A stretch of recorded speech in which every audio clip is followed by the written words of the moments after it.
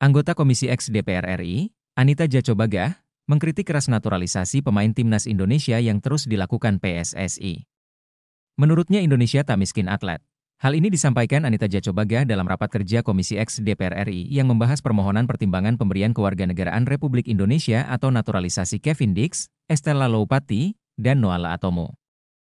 Anita Jachobagah dalam rapat ini mengatakan bahwa dia harus memberikan kritikan keras kepada PSSI. Hal ini karena Anita merasa PSSI terus-menerus melakukan proses naturalisasi buat timnas Indonesia, padahal dia menilai bahwa sebenarnya Indonesia yang memiliki penduduk hampir mencapai 280 juta orang tidak kekurangan atlet. Politisi dari Partai Demokrat tersebut mengatakan bahwa sebagai wakil rakyat, dia harus menanyakan langkah PSSI ini.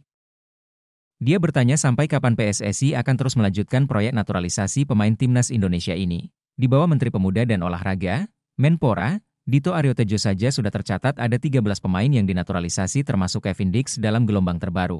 Untuk itu, Anita Jachobagah pun menanyakan sampai kapan PSSI mau terus mengambil pemain dari luar negeri. Kami berharap sebagai rakyat Indonesia, sebagai wakil seluruh rakyat Indonesia, saya berharap bahwa semoga ini yang terakhir, ujar Anita Jachobagah dalam raker Komisi X DPR RI yang turut dihadiri bolasport.com di Gedung Nusantara karena kita tidak miskin atlet.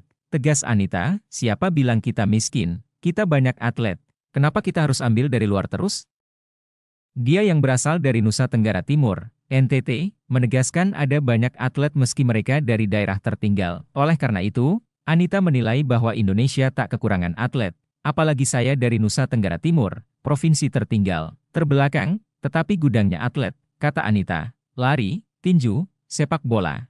Saya rasa pasti kita punya banyak atlet di Indonesia. Pertanyaan saya, kenapa kita harus mengambil dari luar? Ucap Anita.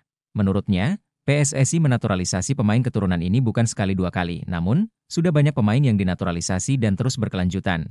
Padahal, menurutnya pemain-pemain yang dinaturalisasi tersebut bisa bagus seperti itu juga karena ada pelatihan yang mumpuni.